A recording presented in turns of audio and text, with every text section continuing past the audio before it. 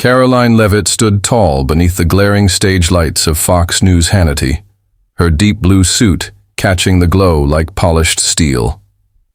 At only 27 years old, the youngest White House press secretary in history, she was minutes away from a moment that would define not just her public perception, but her standing in American politics. Her pulse raced, but she didn't flinch.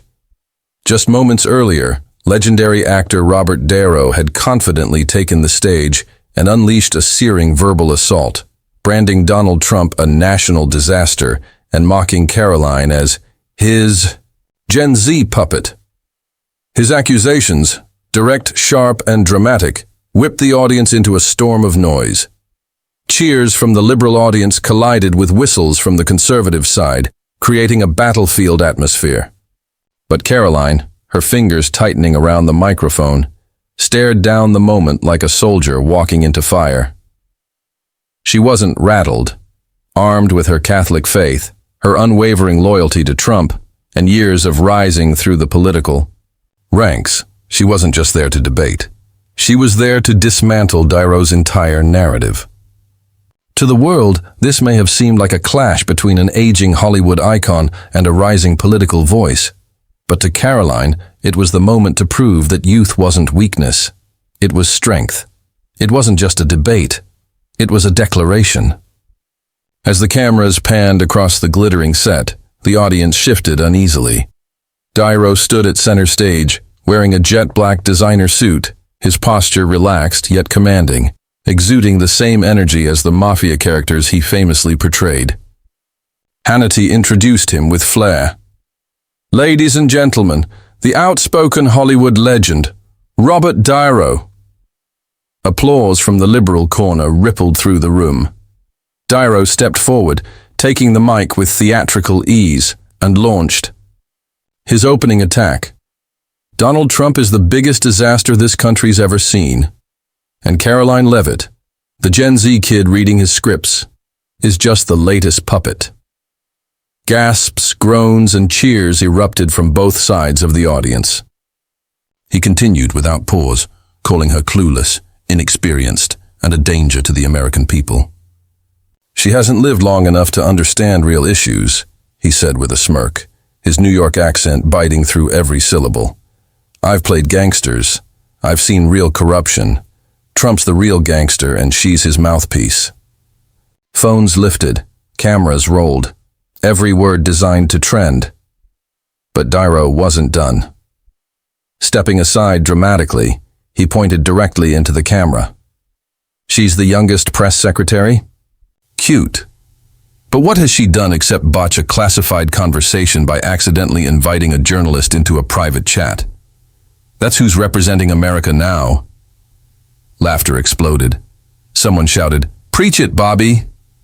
He grinned, smug and sure. Hannity tried to interject, but De Niro cut him off sharply. "She's coming out to face me. Good. I want her here. I want to hear how she justifies representing a man I've stood against for years. I've marched outside Trump's courthouse. I've told the public to their faces, he's a threat. And now he's got a Gen Z cheerleader. That's not leadership. That's a marketing stunt." The crowd roared again, half applauding, half booing. He added, lowering his tone to a deep, ominous whisper, "She prays every day good for her. But if she's praying to cover for Trump, then not even God can save her." The line sent laughter crashing through the studio, some audience members standing and clapping as if they'd witnessed a Broadway climax. Backstage, Karoline stood still, fists clenched, jaw tight, the glow from the wings outlining her figure. De Niro's words echoed in her ears. Puppet, clueless, danger. But her heart was fire. This was familiar turf. She'd been on Fox before. She knew the stakes. Turning to her assistant, she asked firmly, "Do you have that 2016 clip?" The assistant held up a tablet, De Niro praising Obama in a CNN interview. "Perfect," she said. "Send it to the producers. Put it on the screen when I go out." And then the call came. The music faded. Hannity smiled into the camera. "Please, welcome the White House press secretary, Karoline Leavitt." The curtain parted. Karoline stepped forward, heels clicking against the floor, the deep blue suit embracing her frame like armor. The crowd exploded. MAGA supporters stood and applauded thunderously. Liberals jeered and whistled. She nodded slightly at Hannity, then locked eyes with Dyro. He sat arms folded, the same smug grin on his face, confident she'd crumble. But Karoline didn't come to crumble. She came to conquer. She raised the microphone, voice steady and clear. "Mr. Darrow, I heard every word you said. Gen Z puppet, clueless kid, mouthpiece. You think waving your Oscars and growling like a mob boss lets you insult me and President Trump in front of millions?"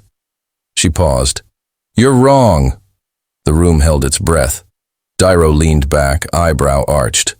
Karoline continued before he could speak. "You call Trump a gangster? You call me a lackey? Look in the mirror, Mr. Darrow. You live in mansions, profit off new restaurants, star in flops like the Alto Nights and lecture me on failure. You made your millions playing tough guys, but in real life, you're just another disconnected elite who doesn't understand this country anymore." Cheers burst from the conservative crowd. A few stood, shouting her name. She stepped forward. "You brought up the signal leak? Fine, I didn't run that group. But what do you know about real accountability, sir? You stood outside Trump's courthouse and called him names. Did you ever look in the mirror before doing that?" She raised her hand. The studio screen lit up. Dyro on CNN in 2016. "I like Obama. Smart man. He's got vision." The clip froze. Karoline turned back to him. "That's you, praising Obama, the man Trump beat. So who's the hypocrite here? You say you hate Trump, but you supported the guy he had to fix. I may be young, but I'm not pretending like you." Applause and whistles cracked through the studio like thunder. Dyro's jaw tightened. Karoline wasn't finished. "You say I'm Trump's puppet. I'm here because I believe in what we're doing, fixing the economy, securing the border, defending American values. Who do you represent, Mr. Dyro? Hollywood elites?" She stepped closer. "You mock my faith. Say I pray to hide things. No, I pray for strength. The kind of strength you can't act. You only play tough. I live it." Some neutral audience members nodded. Even a few liberals stayed silent. Dyro leaned back, grip tightening on his chair. Karoline's voice dropped, calm and surgical. "You want the truth without edits? Fine. Trump won because people chose him. I've worked beside him since college. I'm not reading scripts. I'm speaking for millions. And you? You're done. You starred in a movie that lost $40 million. What standing do you have to talk about success?" The crowd erupted. MAGA chants filled the air. Dyro stood, pointing at her. "You think you're clever? I've fought tougher than you." But the strength had drained from his voice. Karoline didn't even blink. "Fight who you want, but today you lost." She turned to the audience. "Who thinks Mr. Darrow should retire?" Deafening noise, whistles, claps, cheers. Hannity laughed. "Karoline, you just made this stage yours." Dyro sat stunned, red-faced. "You're good," he muttered, "but I'm not done." She smirked. "Neither am I." The internet exploded. Fox News clipped the moment, the Obama video, the "You're done" line, and posted it within seconds. The hashtag Karoline Leavitt freezes Darrow skyrocketed to trending. MAGA accounts lit up with memes, Karoline with blazing eyes, Dyro red-faced. One post read, "Karoline Leavitt just knocked out Dyro. Gen Z 1, Hollywood 0. Videos went viral.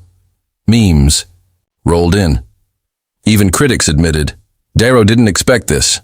From Godfather icon to public punchline, Karoline had flipped the power. And this was only the beginning.